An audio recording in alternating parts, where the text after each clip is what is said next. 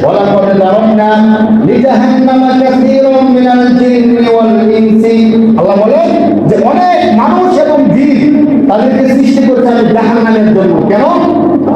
লাহুম কুলুবুন লা ইয়াফকাহুনা বিহা ওয়া লাহুম আ'য়ুনুন লা ইউবসিরুনা বিহা ওয়া লাহুম আযানুন লা ইয়াসমাউনা বিহা। আল্লাহ বলেন কেন সৃষ্টি করেছি? কারণ হলো একদম সহজ কথা, লাহুম কুলুবুন, আল্লাহ বলেন তাদেরকে আমি দিয়েছি সুস্থ একটা বিবেক। লাহুম কুলুবুন, তাদেরকে আমি সুস্থ বিবেক দিয়েছি, লা ইয়াফকাহুনা বিহা, কিন্তু তারা এই সুস্থ বিবেক দিয়ে কখনো চিন্তা ভাবনা করে না। আমি আল্লাহ তাদেরকে বুঝার ক্ষমতা দিচ্ছি, এটা আগুন, এটা পানি, এটা খারাপ, এটা ভালো, তারা জেনে বুঝেও তারা খারাপ কাজ করে।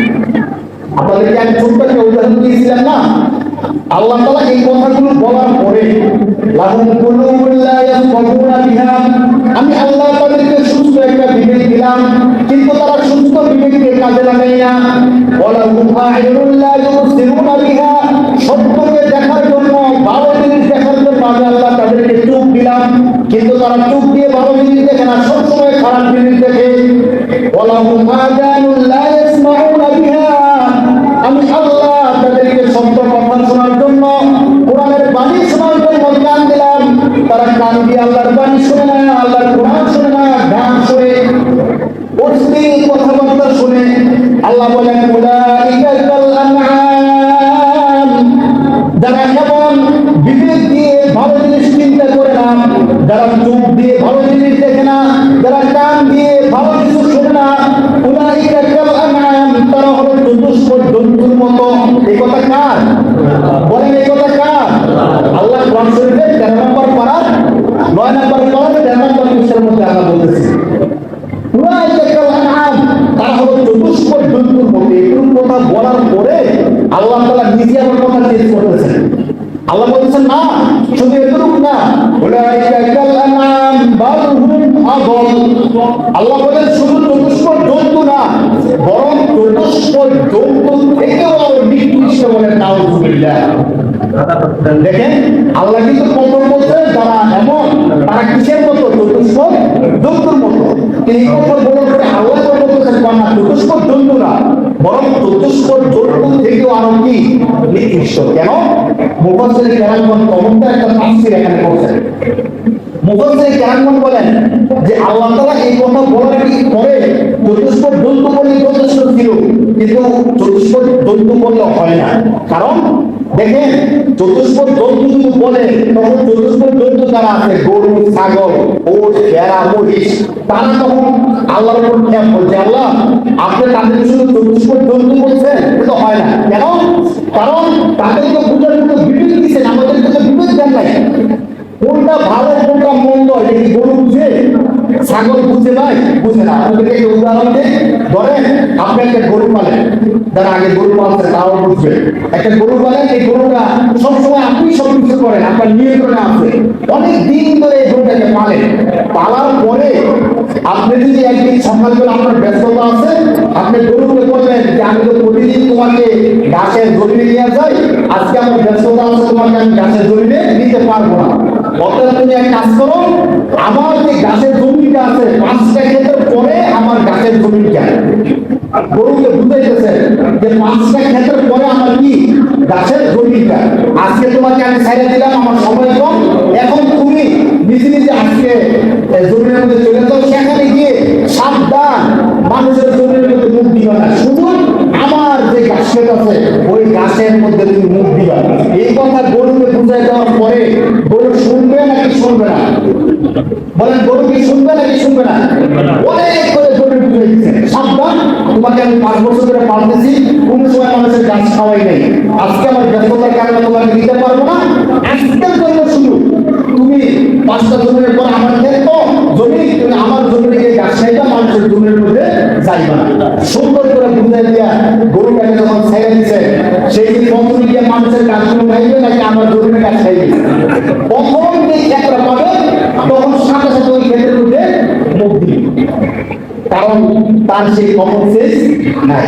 মানে 5টা জমির মানুষের 6 নম্বর জমিটা কার? মালিকের। এই বুঝ ক্ষমতা আল্লাহ গরুকে দেয়। বলেন আল্লাহ দেয়? একটা মেসেজ আমরা বুঝতে দিলাম। এই যে এতক্ষণ বললাম, এরপর সে বুঝলো না, তার নাম হলো চতুষ্পদ জন্তু। তার নাম কি ভাই? বলেন তার নাম কি? চতুষ্পদ। এখন আমাদেরকে যে মালিক সৃষ্টি করছেন তার নাম কি?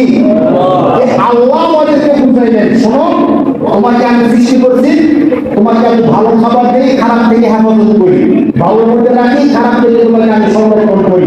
তোমাকে আমি বলতেছি, তোমাকে আমি দুধের মধ্যে ছেড়ে দিলাম, তোমাকে আমি যখন আমার কাছে আবার আসবা তোমাকে আমি জান্নাত দিব। তবে শর্ত হইল দুনিয়ায় যতদিন থাকবা মারামারি করবো না, গালিগালাজ করবো না, অবৈধ দিকে নজর দিবা না। এই কথা বলার পরে আমরা বুঝছি নাকি বুঝি নাই? বলে বুঝছি নাকি বুঝছি না? বুঝছি।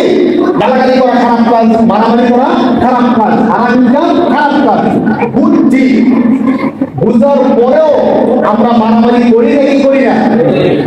হারাম খাই নাকি খাই না? পার্থক্যটা কিন্তু দেখেন, গরুরে বলার পরে গরু কিন্তু বুঝে নাই, আমাদেরকে বলার পরে আমরা বুঝছি। গরু যে কাজটা করছে না বুঝছে, আমরা যে কাজটা করছি কেমনে? তাহলে আমরা গরুর থেকে আরো নির্দিষ্ট না বলে, তাহলে মানুষ যারা এই কাজটা করে তারা কি গরুর সমান নাকি গরু থেকে নির্দিষ্ট? আল্লাহ এই কথাই বলছে, যারা সুস্থ বিবেক দিয়ে চিন্তা করে না, চোখ দিয়ে ভালো কিছু দেখে না, যারা তাদের বিবেককে কাজে লাগায় না, কান দিয়ে ভালো কিছু শোনে না, তারা চতুষ্পদ জন্তুর থেকেও আলাদা কিছু বলে। তাহলে যে আলোচনা আমরা করতেছিলাম, আল্লাহ পাক রব্বুল আলামিন যে কথাগুলো বলছেন এই কথাগুলো 100% সত্য। কত পার্সেন্ট সত্য ভাই? 100% সত্য। অর্থাৎ এই বিষয়গুলো যদি আমরা অনুধাবন করি, হাসরের ময়দানে আমাদের জন্য মুক্তি। আর যদি অনুধাবন না করি, যদি বুঝতে দেরি করি, এমন দেরি করছি যে মৃত্যুর রোজ আজরাইল আমার দরজায় চলে আসছে, তখন কিন্তু আমাদের আর কাজে দিবে না। এই জন্য আমাদের যে কাজটা করতে হবে, 1 নম্বর কাজ হলো আমাদেরকে বেশি বেশি ইবাদত করতে হবে। বেশি বেশি কি করতে হবে ভাই? ইবাদত কেন করতে হবে? ওই যে সূরা কোরআন পড়ছি যে যার ইবাদত বেশি হবে, গুনাহ কম হবে, তার জন্য সুস্বাস্থ্যময় জীবন। আর যার গুনাহ বেশি হবে, ইবাদত কম হবে, তার জন্য হলো হাদিয়া নামক জাহান্নাম। তাহলে হাদিয়া নামক জাহান্নাম থেকে বাঁচতে হলে আমাদেরকে 1 নম্বর কাজ কি করতে হবে ভাই? বলেন কি করতে হবে? ইবাদত বেশি বেশি করতে হবে। আর ইবাদত বেশি বেশি করার জন্য আজকে রাখুন, ইবাদত বেশি বেশি করার জন্য কবে রাত্রি? আজকে রাত্রি। আজকের এই গুরুত্বপূর্ণ রাত্রিতে যদি আমরা আল্লাহর ইবাদত না করি, এমনি তো সব সময় দুনিয়ার বিভিন্ন কাজে ব্যস্ত থাকি, কাজের পর কাজ লেগেই থাকে, অফিস আদালত সব কিছু। মানুষ হিসাবে আল্লাহ এগুলোকে খারাপ বলেন না। আল্লাহ বলে যে তুমি তোমার সমস্ত কাজগুলো করার পরে আমি আল্লাহর যে বিধান আছে, অন্তত আমার বিধানগুলো তুমি মান। আল্লাহ কত মহান দেখে। আমরা নামাজ শেষ করার পরে তিনি এমনি কাজে লাগতেছেন, কিন্তু আল্লাহ নিজে বলতেছেন ফাইদা কুলিয়াতিস সালাত ফান্তাশিরু ফিল আরদি ওয়াবতাগু মিন ফাদলিল্লাহ।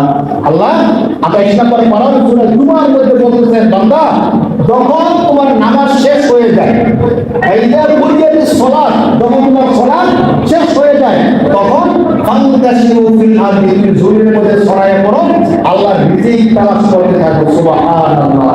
এই কথা বলছেন কে? আল্লাহ। মানে আল্লাহ আমাদেরকে শিখিয়ে দিতেছেন যে আমার ইবাদত করার পরে তোমাদের দুনিয়ার যে কাজকর্ম আছে ওই কাজকর্মগুলো করো। এবং হাসরের ময়দানে যাওয়ার পরে যদি আল্লাহ দেখেন যে আমরা শুধু দুনিয়ার কাজকর্ম করছি, আল্লাহর কাজটা করি না, আল্লাহকে রাগ করবে না ভাই? রাগ করবে না। আল্লাহ বলবে, আরে আমি তো তোমাদেরকে 24 ঘন্টা ইবাদত করতে বলি নাই, আমি তো শুধু বলছিলাম যে আমার সালাতটা আদায় করার পরে তোমরা আবার কাজে লেগেছ, আবার সালাতের সময় বলছে আবার সালাত আদায় করো, আবার কাজে লেগেছ, কেন তোমরা করলা? এখন আল্লাহ তাআলা যে কথাটা বললেন আমাদেরকে বেশি বেশি, 1 নম্বর আজকে আমরা এই সূরা থেকে শিখলাম, আমাদেরকে বেশি বেশি ইবাদত করতে হবে।